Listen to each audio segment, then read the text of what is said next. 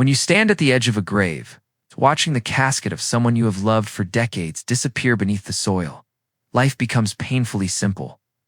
All the noise of ambition, arguments, possessions, and status suddenly goes silent. What happened to me the day we buried my wife, Maria? She had been my companion for 38 years. We built a life together, not just a life of things, but a life of shared mornings, struggles, victories, and dreams. And while we were never the richest couple on the street, we were rich in what mattered: trust, laughter, and loyalty. A week after the funeral, the lawyer called me in to settle her affairs. My son Daniel was there with me. We went through the paperwork quietly, his grief still raw, his eyes swollen from sleepless nights. That's when the lawyer leaned over the desk and mentioned something unexpected. "There's also a second property in her name," he said, sliding a file toward me. "Fully paid off? She never listed it with the family home." I remember glancing at Daniel, who was staring at the floor, probably not even hearing what was said. The lawyer asked if I wanted to tell him now, but I shook my head. "Not now," I whispered. Why didn't I tell him? Not because I didn't trust him. Daniel is a good man, honest, hardworking. But I could feel something deeper in my spirit. This was not the time to reveal everything. Asterisk, asterisk, the silence at a graveside changes your perspective on life in a way that no conversation, no lecture, and no motivational quote ever could. Standing there, with the wind brushing against your face, and the smell of freshly turned earth mixing with the scent of flowers, you feel the fragility of your existence in every breath. The world, which was busy and loud just days ago, suddenly becomes painfully still.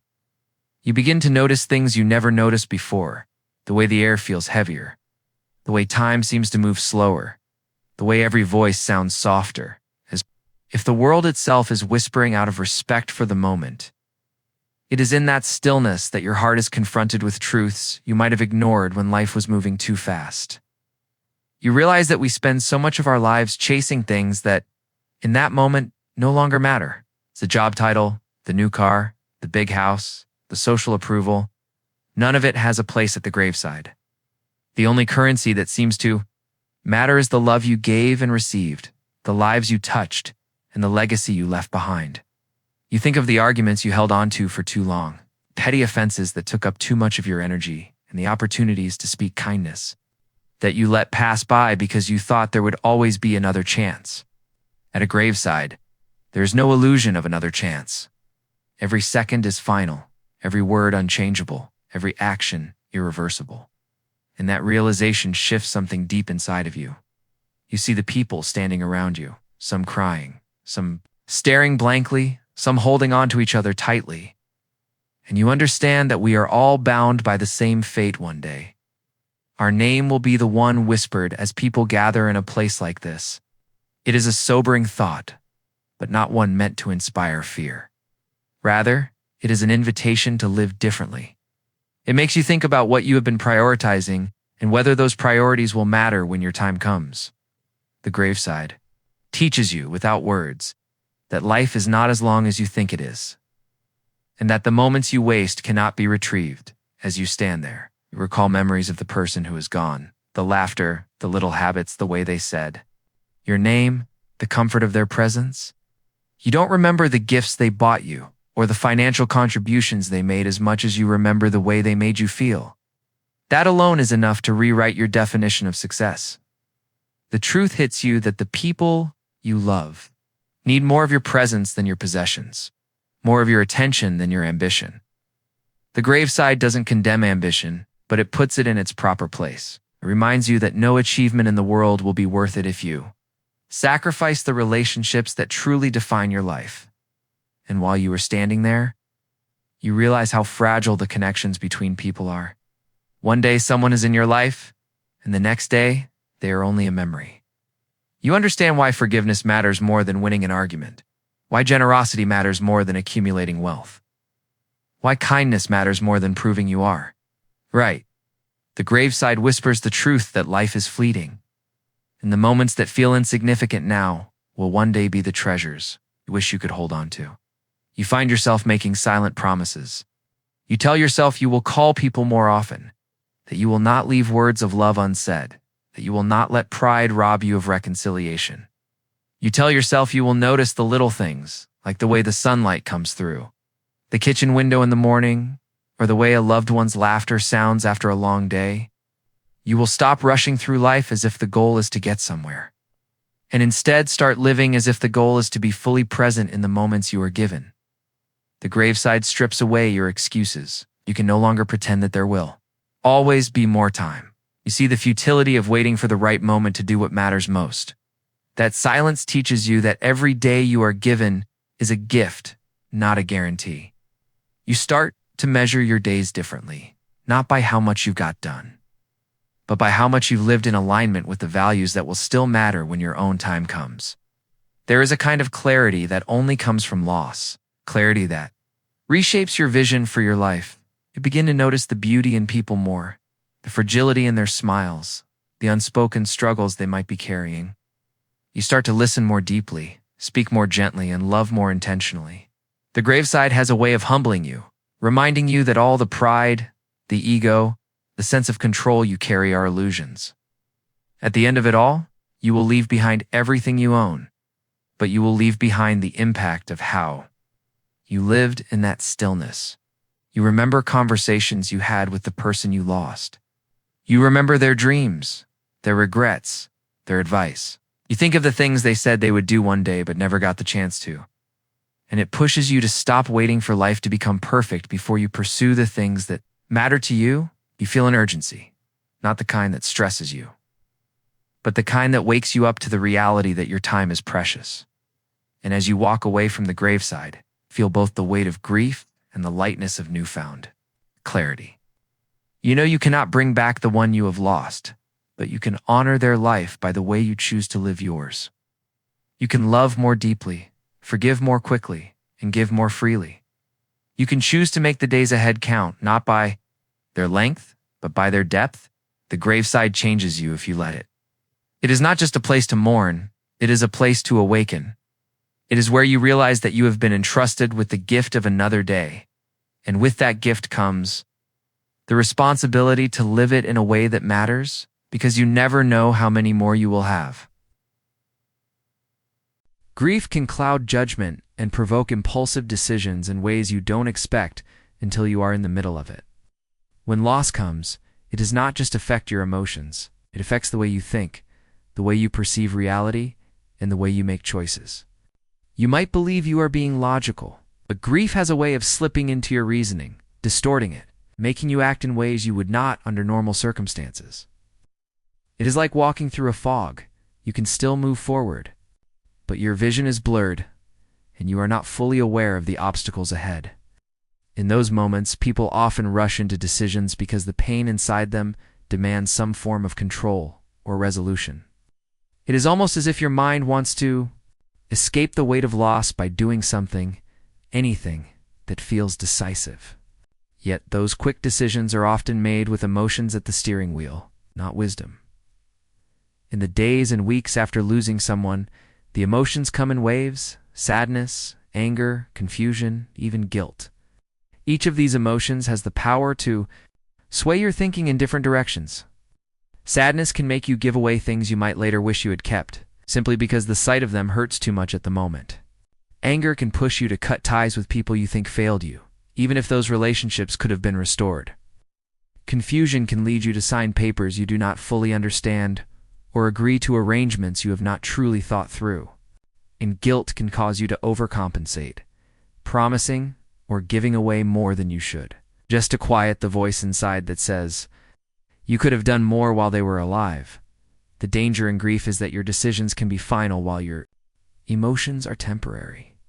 Once the emotional storm calms, you might look back and realize you made choices that cannot be undone. This is why patience is so critical in the grieving process. It is not just about allowing yourself to feel, it is about allowing time to clear the fog so your perspective can return.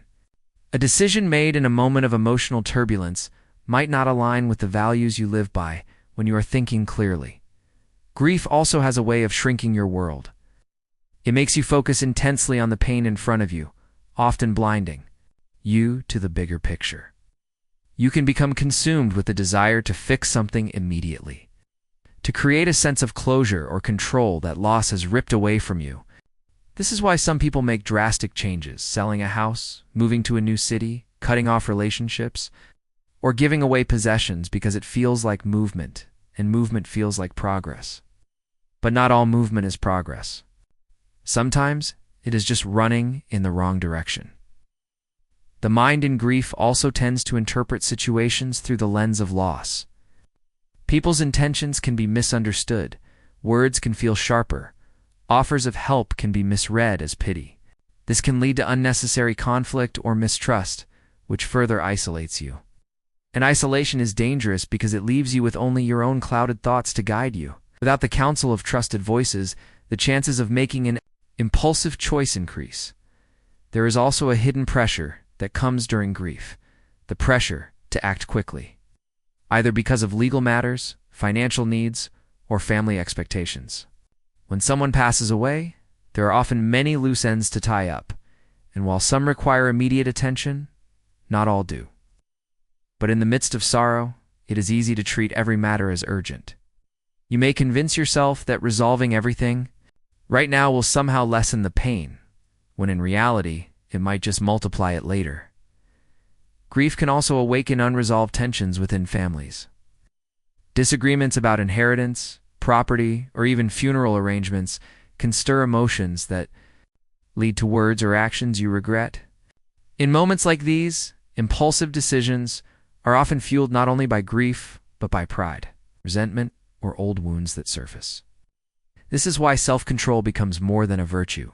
It becomes a safeguard. Holding back from acting too quickly can prevent permanent damage to relationships that could otherwise be healed. Another reason grief provokes impulsiveness is the deep human need for meaning. When you lose someone, your mind searches for answers, patterns, or a way to make sense of it. In that search, you might attach meaning to actions that are not necessarily wise. You might believe that selling something, keeping something, or giving something away will honor the person you lost, when in fact, those decisions might be more about soothing your own emotional turmoil than fulfilling their wishes. There is also the temptation to numb grief through distraction. Some people throw themselves into work, projects, or sudden life changes, thinking that staying busy will protect them from pain. But decisions made in the name of distraction are rarely grounded in clear thinking. You might choose a path that feels good in the moment, but is not aligned with your deeper values and long-term well-being. The truth is, grief requires patience because clarity takes time. The mind needs space to adjust to the absence of someone who was woven into the fabric of your life. The first thoughts you have after loss are often colored by raw emotion and survival instinct, not by the calm reflection that leads to wise decisions. And because grief is unpredictable, some days heavy, some days lighter, your judgment can shift dramatically from one moment to the next. This instability makes it dangerous to commit to irreversible choices too soon to navigate. It is vital to create a buffer between your emotions and your decisions. This might mean setting a personal rule not to make major financial or relational changes for a set period after the loss. It might mean surrounding yourself with people who can offer objective perspectives, people who are not swept up in the same intensity of emotion. It might mean writing down your thoughts and feelings instead of acting on them immediately, allowing you to revisit them later with clearer eyes. Grief will tempt you to seek quick fixes to deep wounds, but the wounds of loss do not heal through haste. They heal through time, reflection, and intentional choices. Every decision made in grief is an opportunity to either protect or compromise your future. Choosing to wait, to breathe, to allow space for your emotions to settle before acting is not a sign of weakness, it is a sign of strength.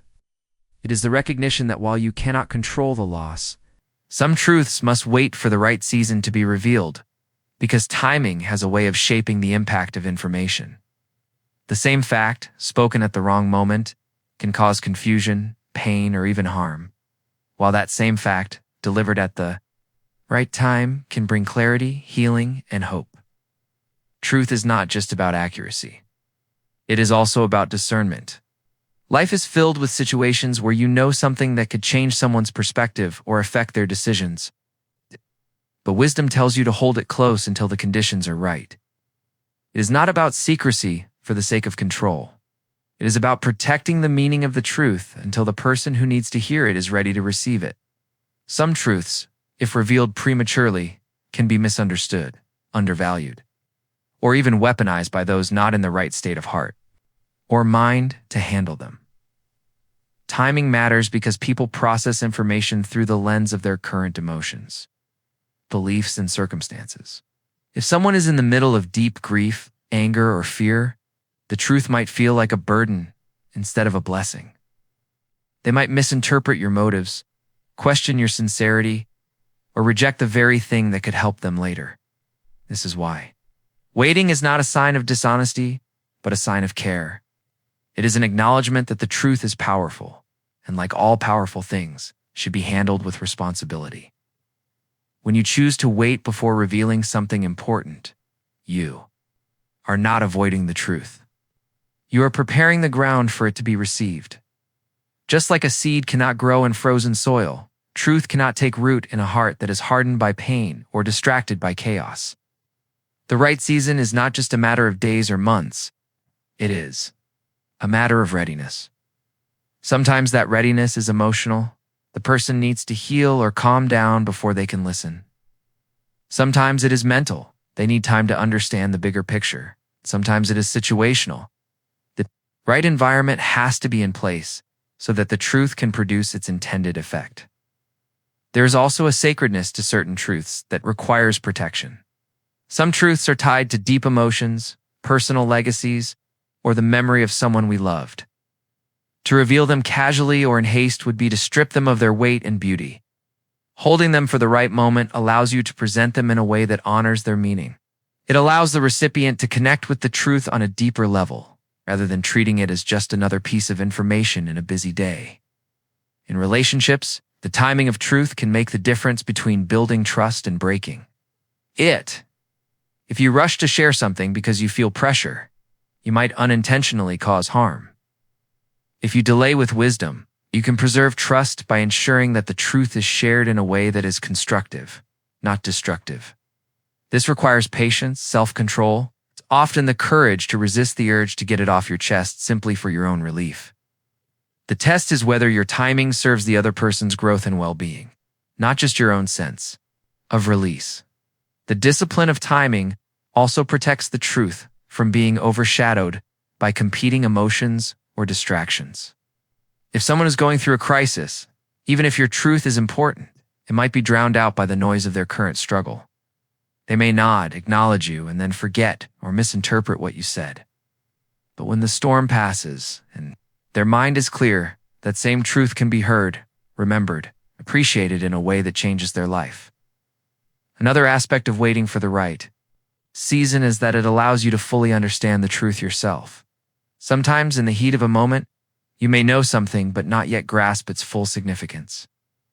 By holding it and reflecting on it, you gain insight into how best to communicate it, what words to use, and how to anticipate the reaction it might provoke. This preparation ensures that when you do speak, you are not just delivering facts, but offering understanding, waiting for the right season is not always easy. There can be pressure from others to speak, and even from within yourself. You may fear that holding back will be misunderstood as dishonesty. You may worry that the moment to speak will never come. But patience trusts that the right time will present itself, and that when it does, the truth will do the work it was meant to do. It is a kind of faith that timing has as much to do with impact as the content of what you say. There are moments in life when the truth you hold is not just information, but a gift.